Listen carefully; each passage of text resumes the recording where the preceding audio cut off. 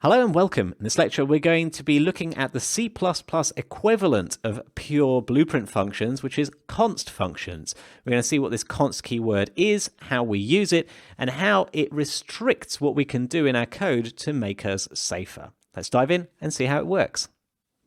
Over in Blueprint, we were able to make a function pure, and that meant that we could take away the need for the execution pins. Now, in C++, we can do something a little bit stronger, which is to make a function const. Now, what does it mean to make a function const?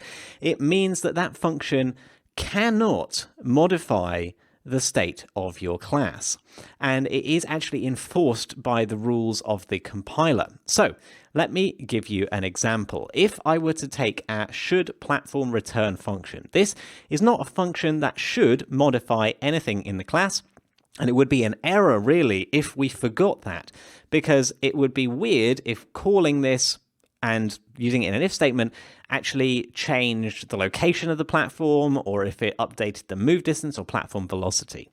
So to keep ourselves honest to that, we can make it const. And the way we do this is by putting the const keyword after the parentheses of the function. We often leave a space here as well.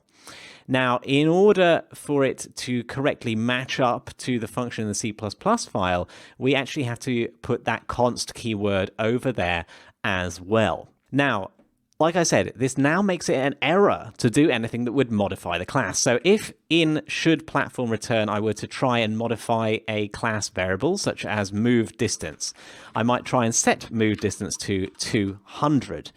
Let's see what happens when we go over to Unreal and hit the compile button. Okay, you can see that there's now an error. It does fail to build, and if you look at the error, you can see that there's something being said here about not being able to modify something because it's being accessed through a const pointer. Now, don't worry about that language. It's a little bit hard to interpret, but the point is the keyword const was there and it's saying it's not able to modify something. And that is crucial. Also, if you called any functions that aren't marked as being const, that's also a problem. So while it's fine to call getActorLocation, that is a const function, doesn't change anything, just gets the location. It's not okay to call setActorLocation. That hasn't been marked as const, and so it's not valid. It could be modifying the class. So any function that's not marked as const is not allowed to be called from within a const function. And so you can see a problem emerging. We can't actually call getDistanceMoved from within our should platform return, because should platform return is const, but getDistanceMoved hasn't been marked as such. So quick challenge to you, get the distance moved const, make getDistanceMoved const. So in the header and CPP file, you're going to add that const keyword to let C++ know that it shouldn't modify the class. And does it compile now? Pause the video and have a go.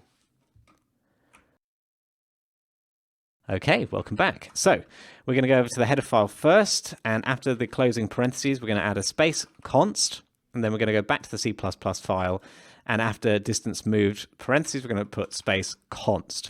Now, the squiggly lines under getDistanceMoved should update in a little bit of time, but if we go over to Unreal and hit the compile button, that will be the ultimate arbiter as to whether the compiler likes what we've done or not. And this time the compilation has succeeded successfully, which means that we have correctly updated our code. And that makes sense because there is nothing being called from getDistanceMoved that is not const. It's not trying to change anything. And where we are calling a function in should platform return, we are only using const functions. And this is a way for us to increase the safety of our code because functions won't be changing stuff without us knowing about it. Now, as a little exercise to yourself, you might want to go through and look at all the functions that we've been using up to now and see which one of them are marked as const and which ones aren't. You can do this by simply hovering over a function such as getActorLocation and seeing whether the pop-up that is included, whether after the parentheses it has const or not. You can see with getActorLocation, hovering over it gives me const. Hovering over getName also gives me that this is const, and it makes sense. Neither of those two should be changing the state of our class.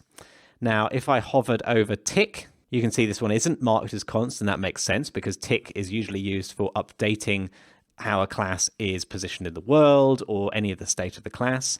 And we've got our vector. If we hover over getSafeNormal, you can see that it's marked as const. That's because getSafeNormal doesn't actually modify the vector, it just returns a value with a new vector in it. So that's it for this lecture. We've learnt about adding const to our functions to increase the safety of our code. I'll see you in the next one.